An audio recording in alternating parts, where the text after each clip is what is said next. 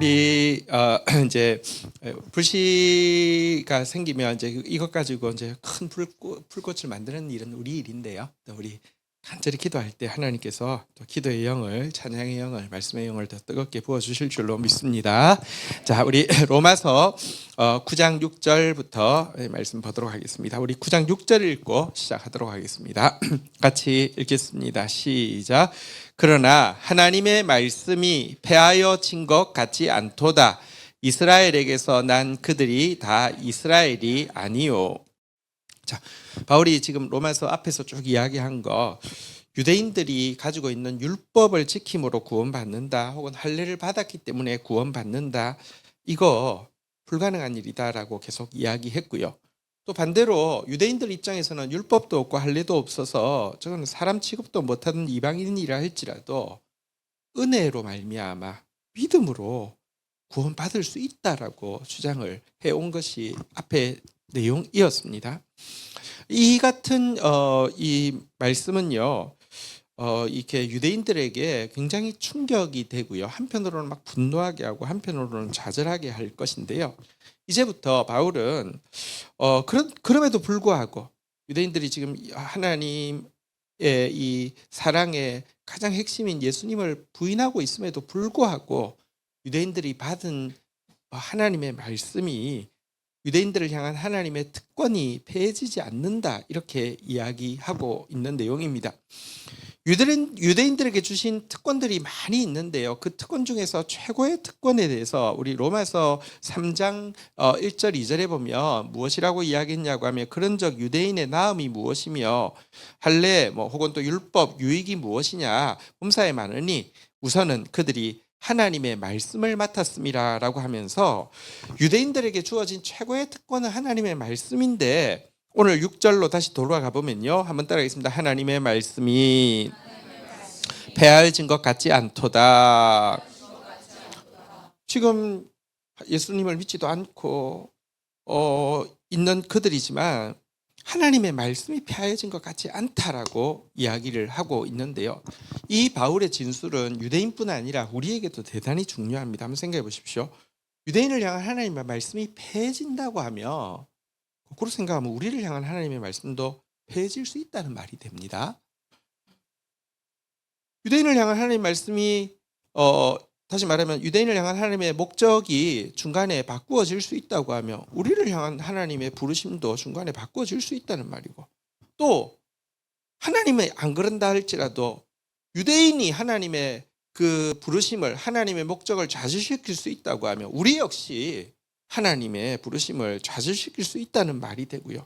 이 말은 결국 적극적으로든지 소극적으로든지 하나님이 우리를 말씀을 주시고도 포기할 수 있다는 말이 되게 됩니다. 그래서 지금 유대인들을 향한 하나님의 말씀이 패하여지지 않았다는 이 말은 우리에게도 굉장히 중요한 말이 됩니다.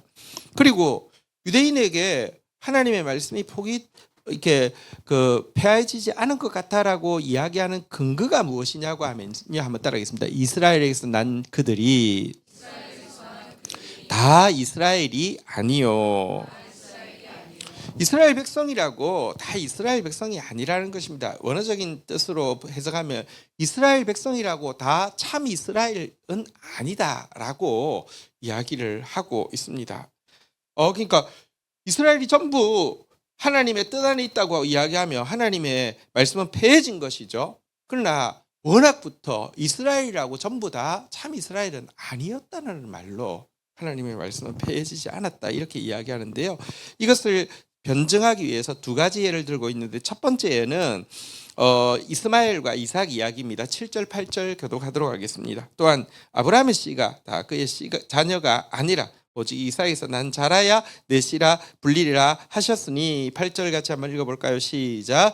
곧 육신의 자녀가 하나님의 자녀가 아니요 오직 약속의 자녀가 씨로 여기심을 받았느니라. 만약 이스라엘이 혈통적으로 아브라함의 피를 받은 사람을 다 이스라엘이라고 한다고 하면 지금 하나님의 말씀은 패해진 것이죠. 근데 혈통적으로 보면 이스마엘도 이삭도 다 아브라함의 자손이 맞지만 하나님은 이스마엘은 아니라고 이야기하고 이삭에서 난 자만 아브라함의 씨라고 칭하셨어요. 9절에 보면 이렇게 그 8절에 보면 그 이유가 이렇게 저기 9절에 보면 그 이유가 있는데요. 죄송합니다. 그 8절에 보면 그 이유가 있는데요. 한번 따라하겠습니다. 오직 약속의 자녀가, 그러니까 그러니까 혈통으로 보면, 육신의 자녀로 보면 이스마엘하고 이삭이 다 똑같이 이스라엘이 돼야 되는데, 혈통의 육신의 자녀가 아니라 약속의 자녀만 이렇게 하나님의 씨, 이렇게 아브라함의 씨라고, 참 이스라엘이라고 인정하신다는 말이잖아요, 그죠? 약속의 자녀는 무엇을 의미합니까? 9절에 나와 있는데요. 같이 한번 읽도록 하겠습니다. 시작. 약속의 말씀은 이것이니 명년 이때에 내가 이르리니 사라에게 아들이 있으리라 하심이라.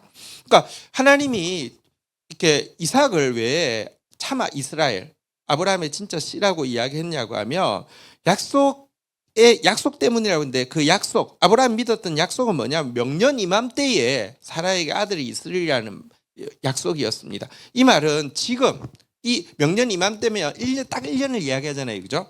물어봅시다. 1년이면 지금 사라의 태중에 아기가 있습니까, 없습니까? 없다는 말이잖아요, 그죠? 자, 그런데 현재는 없음에도 불구하고 명년 이맘때 아이가 있으리라, 있게 할 것이다라는 선언인데요. 다시 말하면 지금 보십시오. 이삭과 이스마엘이 다 같이 있는데, 하나님이 이제 이삭도 태어나고 이스마엘도 태어났는데, 혹은 이스마엘은 태어났고 이삭이 태중에 있는데, 이 이스마엘은 태중에서부터 유별났고요. 이삭은 태중에서부터 너무 착했어요. 아니면 이스마엘도 태어났고 이삭도 태어났는데 한 몇 살에 딱 보니까 외적인 조건이 아무리 봐도 이삭은 괜찮고 이스마엘은 나빠요. 그래서 이스마엘은 버리고 이삭을 택했다고 하면, 이건 어쨌든 어떤 외적인 조건으로 택하고 버린 것을 정한 것이잖아요. 근데 아예 존재도 하지 않는 아이를 통하여서 아이를 택하신다는 말은, 또 아브라함은 존재도 하지 않는 아이에 대한 하나님의 약속을 믿은 것은요, 하나님께서 당신의 구원 계획을 위해서 하나님께로부터 날짜, 그러니까 혈통으로 난 자가 아니라 하나님께로부터 날짜로 이삭을 따로 만드셨다는 이야기입니다. 우리 너무 잘 아는 구절인데요. 이 구절을 다시 한번 볼까요? 요한복음 1장 13절에 보면요, 영접하는 자 곧 그 이름을 믿는 하나님 자녀가 되는 권세를 주셨는데, 그러니까 이것은 하면서 같이 한번 읽어볼까요? 이는 시작. 이는 혈통으로나 육정으로나 사람의 뜻으로 나지 아니하고 오직 하나님께로부터 난 자들이니라. 혈통으로 이야기하면 이스마엘도 하나님의 자녀고 이스라엘이 되어야 되는데, 존재도 하지 않는 아이를 하나님께서 하나님으로부터 난 자, 하나님으로부터 날짜로 예정하셔서 이렇게 그를 통하여서 이스라엘이 되게 하셨다라고 이야기하고 있고요. 다시 말하지만 혈통적인 조건이 아니라는 것입니다. 구원이 혈통 때문에 된 것이 아니다라고 이야기를 하고 있습니다. 혈통 때문에 된 것이 아니라고 하면, 지금 혈통에 이스라엘인들 중에서 택함받지 못한 사람이 있다고 하더라도 하나님의 말씀이 폐해지지 않았다는 이야기를 하고 있는 것입니다. 자, 10절 11절에 또 한 가지 예를 더 들고 있는데요, 교독하겠습니다. 그뿐 아니라 또한 리브가가 우리 조상 이삭 한 사람으로 말미암아 임신하였는데, 11절 같이 읽겠습니다. 시작. 그 자식들이 아직 나지 아니하고 무슨 선이나 악을 행하지 아니한 때에 택하심을 따라 되는 하나님의 뜻이 행위로 말미암지 않고 오직 부르시는 이로 말미암아 서게 하려 하사, 12절까지 같이 읽을까요? 시작. 리브가에게 이르시되 큰 자가 어린 자를 섬기리라 하셨나니. 두 번째는 이제 야곱과 에서의 예입니다. 이스마엘에 대해서는 우리가 또 이렇게 이야기할 수 있습니다. 씨는 아버지는 같지만 엄마가 다르잖아. 그러니까 그거는 좀 논외야, 이렇게 이야기할 수 있는데요. 야곱과 이삭은 둘 다 같은 리브가라는 어머니에게서, 10절에 나오죠, 어머니에게서 태어났습니다. 또 이삭의 자손이기 때문에 믿음의 자손입니다. 혈통으로가 아니라 믿음으로 이렇게 택함 받았습니다. 그런데 여러분, 이들 역시 11절에 보면요, 태어나기도 전에, 임신하기도 전에, 그러니까 다시 말하면 이 야곱이 에서라고 해서 무슨 악이 더 있었고 야곱이라고 무슨 선이 더 있었던 것이 아니라 하나님께서 일방적으로 야곱을 택하시고는요, 12절에 보니까 한번 따라하겠습니다. 큰 자가 어린 자를 섬기리라, 이렇게 결정을 해버리셨다는 것입니다. 다시 한번 생각해 보십시오. 에서의 입장에서 생각해 보십시오. 만약에 하나님이 태어난 이후에 어떤 것 딱 한 건을 딱 보고는요, 찍어버렸어요. 이것 봐라, 이놈. 에서 이놈 봐라, 이거 안 되겠는데 하고는요, 어떤 조건을 가지고 찍어서는 영원토록 에서는 패하시고 영원토록 야곱은 택하셨다고 하면, 여러분, 그러니까 어떤 한 가지 조건을 딱 보고 나서는요, 너무 자기에 대해서는요 과도하게 냉대하시고, 야곱은 자기가 볼 때 자기보다 나은 게 별로 없는데 과도하게 선대하시고, 아니 이 버림은 영원한 것이고 이 택함은 영원한 것이라고 하며, 여러분, 에서는 얼마나 하나님에 대해서 원망하고 하나님의 판단에 대해서 가혹하다고 생각하겠습니까? 그리고 그것에 대해서 너 그런 말 하지 마, 너 네가 입 닥쳐, 이렇게 이야기할 수 있습니까? 합당한 거 아닙니까? 그렇잖아요, 그죠? 근데 전혀 태어나지도 않았고, 태어나지도 않았기 때문에 임신도 안 했고 무슨 선과 악이 따로 있는 것도 아닌데 하나님께서 택하셨다고 하며, 한번 생각해 보십시오. 리브가도 사라하고 똑같이 불임이었어요. 아이를 전혀 가질 수 없었어요. 근데 임신이 되게 하시는데 쌍둥이가 되게 하셨어요. 그런데 둘 중에 첫째도 아니고 둘째를 하나님께서 택하셨다는 것은 야곱이 하나님의 구원 계획을 위해서, 한번 다시 따라하겠습니다. 하나님께로부터 난 자. 그러니까 여러분, 혈통을 통해서 자녀가 태어나는 거 맞습니다. 근데 여러분, 우리 혈통을 통해서 태어나는 하나님의 메커니즘이 작동하고 있지만 하나님께서 당신의 구원 계획을 위해서 하나님께로서 난 자로 또 이렇게 아까 이삭을 예비하신 것 같이 야곱을 또 예비하셨다라고 이야기를 하고 있는 것입니다. 한번 생각해 보십시오. 육정이라는 단어는 뭐냐고 하면 사람의 뜻하고 같은 것인데요, 아버지 이삭이 사람의 뜻, 육정으로는 에서를 좋아했어요, 야곱을 좋아했어요? 에서를 좋아했잖아요, 그죠? 육정으로 치면 첫째를 하는 것은 거의 대부분 문화권에 다 동일한 것이고, 게다가 아버지가 진짜 좋아했단 말이에요. 그러면 그를 택하는 게 맞는데 하나님께서 육정으로나 사람의 뜻이 아니라, 다시 한번 따라하겠습니다. 하나님께로부터 난 자, 이들을 통하여서 구원 계획을 이루어 가신다는 것입니다. 우리 요한복음 1장 13절 한번 다시 읽어볼까요? 같이 한번 읽도록 하겠습니다. 시작. 이는 혈통으로나 육정으로나 사람의 뜻으로 나지 아니하고 오직 하나님께로부터 난 자들이니라. 그러니까 야곱도 하나님께로부터 난 자로 하나님이 구원 이렇게 예비하셨다는 것입니다. 사실 여러분, 우리 모두는 뭐 아브라함의 자손인 것을 떠나서 아담의 자손입니다. 아담의 자손이기 때문에 우리 모두는 타락했고요, 우리 모두에게는 구원의 가능성이 전혀 없습니다. 하나님도 법칙이기 때문에, 죄의 삭선 사망이라는 법칙이기 때문에 이런 인간들 가운데서 당신의 사랑을 끊어야 하고요, 당신의 구원 계획을 포기해야 되는데 그 구원 계획을 포기할 수 없어서 하나님께로부터 난 자들을 계속해서 이렇게 보내시고 계신 것이 구약의 역사입니다. 구약의 족보를 왜 중요하게 여겨야 되냐고 하면요, 그것은 그냥 이렇게 그냥 무슨 이제 아브라함부터 이렇게 족보가 쭉 나오면 이게 그냥 아브라함의 어떤 혈통이 이어지고 있는 게 아니라 혈통 속에서 하나님의 씨가 하나님께로부터 난 자가 이어지고 있기 때문에 족보가 중요한 것이고요. 그래도 다시 이야기합니다.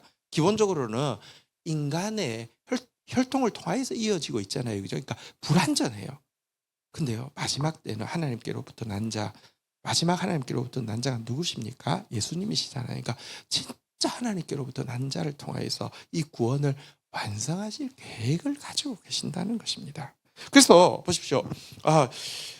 이스마엘은 혈통으로만 했지 믿음이 없었어. 근데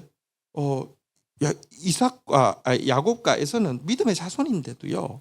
그냥 일방적으로 야곱을 택했어요. 여기서 알 수 있는 것은 일단 여러분 믿음 역시 인간의 선택이 아니라 하나님의 주권적인 선물이라는 사실을 분명히 알 수 있습니다. 가끔 나는 믿기 때문에 구원받는다라고 주장하는데요. 그러면 믿음이 그때부터 공로가 되는 것입니다. 아니요. 믿는 거 하나님 주권 가운데 믿게 하신 것입니다. 이것은 그러니까 무조건 믿음보다 더 큰 게 은혜라고 제가 계속 이야기하잖아요. 그죠? 은혜 때문에 믿는 것입니다. 그래서 택함 받은 사람은요. 난 믿으니까 구원받아. 그러면 나는 아브라함 자손이니까 천국 가 하고 똑같아지는 것이에요. 그게 아닙니다. 여러분 우리가 믿게 된 자, 은혜 받은 자들은요. 더 그 은혜에 대해서 더 감사해야 하고요. 거저 받았으니까 거저 주려는 마음을 가져야 하는 것입니다. 우리가 유일하게 야곱과 에서 이야기에서 그 하나님의 어떤 그 하나님께로부터 난 자를 세우는 하나님의 기준을 볼 수 있는 것은 12절에 나왔던 단어입니다. 에서에 대해서 무엇이라고 이야기했습니까? 12절에 무엇이라고 이야기했습니까? 큰 자라고 이야기했죠. 야곱에 대해서는 무엇이라고 이야기했다고요? 작은 자, 어린 자라고 이야기했습니다. 여러분, 에서는 큰 자입니다. 장자이기도 하고요. 외적으로도 조건이 되게 좋았습니다. 자기에게는 뭔가 아버지께 사랑받고 혹은 영적으로 장자가 되고 이건 당연하다고 생각한 자에게서는요. 하나님이 혈통적으로는 당연할 수 있을지 모르겠지만 하나님의 기준은 아니었습니다. 그런데 하나님으로 볼 때는 야곱은요. 문제로 치면 훨씬 많잖아요. 인격적으로 보면 저는 에서가 더 쿨한 것 같아요. 근데도요. 뭐랄까요? 자기는 작은 자라는 항상 그 의식이 있고요. 그것으로 말미암은 가난함이 있었는데요. 하나님은 이런 가난한 자를 택하여서요.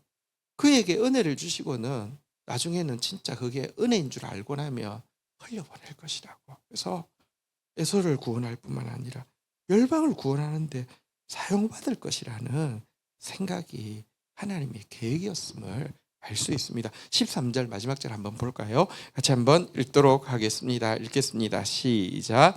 기록된 바 내가 야곱은 사랑하고 에서는 미워하였다 하심과 같으니라. 여러분 이 구절은 잘 읽어야 되는데 하나님이 에서는 그냥 태어나기 전부터 그냥 찍었어. 그리고 미워해. 그런 말이 아닙니다. 이 말은요. 유대인들의 어법인데요. 야곱은 사랑하고 에서 미워했다는 말은요. 한번 따라하겠습니다. 야곱을 더 사랑하셨다. 더 사랑하셨다는 뜻이지 에서를 미워했다는 뜻이 아닙니다. 하나님 에서를 사랑했습니까? 사랑하지 않았습니까? 사랑했습니다. 그리고 그 하나님의 사랑은요. 우리 인간이 좀 엄청나게 사랑하는 것보다 하나님이 야곱보다 덜 사랑한 사랑이 훨씬 더 큰 것입니다. 에서를 사랑했습니다. 단지 왜 야곱을 더 사랑하셨느냐? 다시 이야기하지만 그에게는요. 자격을 내세울 수 있는 자격이 없음을 알았기 때문입니다. 그는 자기가 작은 자인 줄 어린 자인 줄 아는 것 그거 하나가 하나님이 더 사랑하시는 이유였고요. 더 사랑하신 이유는 많이 사랑받은 사람은 많이 사랑할 것이기 때문에 더 사랑하셨다는 것이 성경의 가르침입니다. 한편 하나님이 야곱은 더 사랑했다고 하는데 야곱을 더 사랑한 증거가 무엇일까요? 우리 말라기서 1장 2절 3절에 보면 이 야곱의 후손들이 하나님께 원망하는 내용이 나오거든요. 자, 한번 보도록 하겠습니다. 2절 같이 한번 읽어볼까요? 시작. 여호와께서 이러시되 내가 너희를 사랑하였노라 하나 너희는 이러기를 주께서 어떻게 우리를 사랑하셨나이까 하는도다. 나 여호와가 말하노라 에서는 야곱의 형이 아니냐. 그러나 내가 야곱을 사랑하였고 3절 읽어볼까요? 읽겠습니다. 시작. 에서는 미워하였으니 그의 산들은 황폐하였고 그의 산업은 광야들이 이리들에게 넘겼느니라. 자, 유다가요 하나님께 원망합니다. 유다를 향해서 말라기 때는 어느 때냐고 하면요 한번 따라하겠습니다. 학개, 스가랴, 말라기. 이게 이제 포로기 이후고요. 그리고 포로기 이후에서 학개스가랴가 이제 성전을 지을 때잖아요, 그죠? 성전 지었는데 성전 짓고 나면 뭐가 대박이 날 줄 알았는데 별 삶에 달라진 게 없는 것 같아요. 뭐 이만큼 나와 있으니까 하나님이 먼저 선제적으로 2절에 보면 이야기합니다. 한번 따라하겠습니다. 내가 너희를 사랑하였노라. 하나님 선제적으로 이야기하니까 입 툭 튀어나와 있던 이스라엘 백성들이, 유다인들이 이야기합니다. 하나님이 어떻게 우리를 사랑하였나이까? 이게 사랑하는 겁니까? 이렇게 항의를 하는 것이죠. 그러니까 하나님이 하시는 말씀이, 야, 큰 자인 형인 에서가 아니라 너희를 사랑했다, 이렇게 이야기를 하죠. 3절에 보면 여러분, 덜 사랑받는 에서에 대해서는요 어떻게 이야기하고 있냐고 하면요, 그 산들이 황폐하게 하였고 그 산업을 광야의 이리에게 넘겼다, 이렇게 이야기를 하고 있는데요. 에돔이 악행으로 말미암아 심판받습니다. 에돔의 악행에 대해서 막 예언이 있고요. 그러니까 그리고는 심판이 있을 것에 대해서 이야기는 했는데요. 심판받았습니다. 여러분, 사실 하나님이 얼마나 사랑하셨는지를 외적인 번역만 보면 알 수 없습니다. 한번 물어보십시다. 야곱이 부자일까요? 에서가 부자일까요? 에서가 부자예요. 왜냐하면 에서는 군대 450인을 이끌고 왔어요. 야곱은 뭐 떼를 이렇게 두 떼로 나눠서 반은 뇌물 바치려고 했는데 필요 없다 이야기했어요. 난 너도 부자야. 집에 450명 군대 하려고 하면 훨씬 부자여야 돼요. 빨리 나라도 세웠어요. 에돔은 바로 나라 세웠어요. 외적인 번역만 보면 에서가 더 사랑받는 것 같아요. 근데 확실히 하나님이 더 사랑하는지 안 사랑하는지를 알 수 있는 게 뭐냐고 하면요, 범죄로 말미암아 심판받고 났을 때의 모습입니다. 에돔이 많은 악행으로 말미암아 심판받고 넘어지자 여러분, 그 땅은 다시는 회복될 수 없었고요. 성경에 보면 영원한 진노를 받는 백성이라고 주변 사람들에게 부름받게 되었다는 것입니다. 그런데 유다는요, 악행만 보면 똑같아요. 더해요. 성경에 보면 에돔의 3-4가지 죄악으로 인하여서 내가 너희를 용서하지 아니할 것이다 라고 이야기합니다. 에돔뿐 아니라 무슨 주위에 있는 모든 나라, 모압, 암몬, 모든 블레셋 모든 나라에 대해서 3-4가지 죄악에 대해서 이야기합니다. 유다 이야기할 때는 3-4가지가 아닙니다. 1장, 2장, 3장, 4장, 5장, 6장 계속 죄악에 대한 나열만 나옵니다. 우린 더 죄가 큽니다. 그런데요, 하나님이 더 사랑하셨다는 게, 하나님의 말씀이 패하지 않는다는 게 너무 놀라운 것은 뭐냐고 하면요, 그럼에도 패해가지고 바벨론으로 끌려갔습니다. 세계 최고의 강대국으로 끌려갔는데도 되돌아오게 하고요, 진짜 범죄해서 미워서 내쳤는데 그들이 하나님의 집을 짓게 했습니다. 하나님의 집을 짓는 게 이스라엘이 하나님을 위해서 집을 지어드리는 거예요. 하나님이 그 범죄한 이스라엘이 당신의 집을 짓는 것을 허용해 주신 거예요. 하나님이 더러운 이스라엘 통해서는 자기 집 짓게 하고 싶지 않지 않겠어요? 짓게 해주신 거예요. 범죄했고 심판받았음에도 불구하고 너희가 되돌아올 수 있었던 거, 너희가 성전을 재건할 수 있었던 거, 내가 너희를 사랑하는 증거다라는 것입니다. 단지 그럼에도 불구하고 이스라엘은 자꾸 공로로 생각을 하니까, 성전 드렸는데 뭐 나한테 해준 게 뭐가 있어?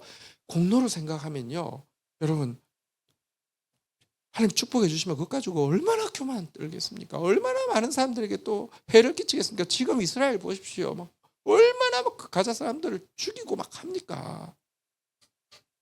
은혜로 알아야지. 아무 자격 없는데 더 사랑하시고, 심판받아 멸망해야 되는데 끝까지 포기하지 않고 말씀이 패하지 않는 것 보니까 빚진 마음 가지고 갚아야지, 이 마음 들게 하려고 지금 기다리고 계신데요, 이분 나와가지고 하나님 우리를 어떻게 사랑하셨나이까, 이렇게 이야기하고 있는 모습인 것입니다. 근데요, 우리도 하나님께서 지금 그렇게 분명히 사랑하고 계십니다. 여러분, 하나님의 말씀은, 우리를 향한 하나님의 말씀은 패하지 않습니다. 다음 세대를 향한 하나님의 말씀은 패하지 않습니다. 어떤 의미에서 또 다른 교회들은 혹은 다른 뭐 사역자들은 조금만 해도 이렇게 뭐 금방금방 잘 되는데, 나는 어쨌든 내가 부족함도 알고 하지만 아무리 애를 써도 왜 이래, 이러면서 하나님 날 사랑하긴 뭘 사랑해, 이런 마음이 들 수도 있잖아요, 그죠?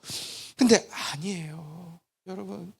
날 부르심 감사, 날 놓지 않으신 감사. 그리고 하늘 영광 그리고 날 사랑하신 것 감사. 그리고 우리에게 주신 약속의 말씀이 패하지 않는 것 감사. 이 마음이 온전해져야지요. 하나님께서 우리를 통하여서 일하실 때 진짜 하나님 택하신 이유대로 은혜로 받았으니 거저 받았으니 거저 나누는 사람 되어서 우리 통하여서 하나님의 구원이 이루어지게 되는 것입니다. 여러분, 하나님 지금도요 작은 자를 들어서 당신의 말씀이 절대로 패하게 하지 않는 분이십니다. 여러분, 예레미야를 부르실 때의 모습을 보면요 오늘 하나님의 이 택하심에 대해서 많이 볼 수 있습니다. 마지막으로 이 성경 구절을 읽고 마치도록 하겠는데요, 예레미야서 1장 5절 같이 한번 읽도록 하겠습니다. 시작. 내가 너를 모태에 짓기 전에 너를 알았고 내가 배에서 나오기 전에 너를 성별하였고 너를 여러 나라의 선지자로 세웠노라 하셨노라. 보십시오. 하나님께로부터 난 자입니다.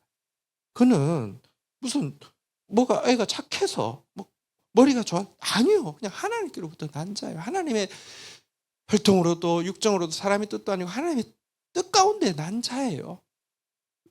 하나님의 사명, 여러 나라의 선지자 되게 하기 위해서. 자, 그런데 하나님께로부터 난 자의 특징이 있습니다. 증거가 있습니다. 이 말을 들은 예레미야가 뭐라고 합니까? 그럴 줄 알았어요. 나니까? 아니요. 6절 한번 읽어볼까요? 같이 한번 읽도록 하겠습니다. 시작. 내가 이르되 슬프도소이다. 주 여호와여 보소서. 나는 아이라 말할 줄 알지 못하나이다. 여러분, 사람이 인정해줘도 울쓰 하는데 하나님이 내가 영원 전부터 택했다 너는 선지자다 이렇게 으스스할 것 같은데요. 바로 나오는 반응이 눈물을 흘리면서, 그러니까 눈물의 선지자죠. 여기서부터 눈물의 선지자가 시작되었습니다. 이거 큰일 났거든요. 눈물을 흘리면서 한번 따라해서 나는 아이라. 이게 어린 자란 말이잖아요, 그죠? 나는 아이다라고 이야기해요. 하나님 택하신 사람은 하나님께서 난 자의 가장 정확한 특징이 겸손입니다. 아닌 줄 알아요. 내가 아직도 맞다고 생각하는 사람은요 진짜 위험합니다. 정말 위험합니다. 하나님 잠시 들어 쓰실 수 있는데 그 들어 쓰시는 과정에 여러분 보십시오. 야곱은 들어 쓰시면서도 계속 문제가 많았어요. 근데 문제는요 끝까지 하나님 포기도 하지 않지만 그도 하나님의 약속의 말씀을 포기하지 않다가 결국은요 자기가 작은 자인 줄 알게 되잖아요. 그죠? 어쨌든 아이라 이렇게 이야기를 하니까 그래 하나님이 내가 너 굉장히 용감해 보이고 너 굉장히 그 책임감 있어 보여서 너를 택하면 일할 줄 알았는데 아니야? 그래 미안하다 이렇게 이야기하지 않습니다. 한번 오늘 우리가 읽었던 이 말씀의 첫 구절이 무엇이라고 이야기하냐면 한번 따라하겠습니다. 하나님의 말씀이 패하여진 것 같지 않도다. 7절에 한번 보실까요? 교독을 하겠습니다. 7절 제가 하겠습니다. 여호와께서 내게 이르시되 너는 아이라 말하지 말고 내가 너를 누구에게 보내든지 너는 가며 내가 내게 무엇을 명령하든지 너는 말할지어다. 8절 읽어볼까요? 시작. 너는 그들 때문에 두려워하지 말라. 내가 너와 함께하여 너를 구원하리라. 나 여호와의 말이니라 하시니라. 한번 따라하겠습니다. 하나님의 말씀이 패하지 않습니다. 하나님 말씀 패하지 않습니다. 그러면서요 여러분 하나님 말씀 패하게 하지 않기 위해서 하나님 말씀을 지어 성취하게 하기 위해서요 하나님은 당신의 말씀뿐 아니라 당신의 능력도 부어주시는 분이십니다. 할렐루야. 9절 10절 마지막으로 교독하겠습니다. 시작. 여호와께서 제가 읽겠습니다. 여호와께서 그의 손을 내밀어 내 입에 대시며 여호와께서 내게 이르시되 보라 내가 내 말을 내 입에 두었노라. 10절 읽겠습니다. 시작. 보라 내가 오늘 너를 여러 나라와 여러 왕국 위에 세워 내가 그것들을 뽑고 파괴하며 파멸하고 넘어뜨리며 건설하고 심게 하였느니라 하시니라. 하나님이 주신 말씀은요 완전히 성취됩니다. 할렐루야. 지난주에도 말씀했잖아요. 그죠? 샬롬 스톤이란 여러분 더 깰 것도 없고 빠진 것도 없이 완전한 상태를 샬롬 스톤이라고 이야기하는데 우리를 샬롬 스톤 삼아서 하나님 나라 건설에 성전에 이렇게 모퉁이 돌로 쓰신다는 것이 하나님의 약속입니다. 그래서 이 하나님의 택하심 앞에서 담대하고요. 이 택하심 앞에서 겸손하고요. 이 택하심 받은 자답게 여러분들 은혜로 받았으니 은혜로 흘려보내는 자, 담대하게 사명 감당하는 저와 여러분들이 되기를 주의 이름으로 축원드립니다. 자리에서 일어서시겠습니다. 우리 옆에 분들 서로 격려하겠습니다. 당신의 우리의 나중 영광이 이전 영광보다 클 것입니다. 할렐루야. 자, 우리 같이 하나님의 부르심이라는 찬양 같이 찬양하며 나가도록 하겠습니다.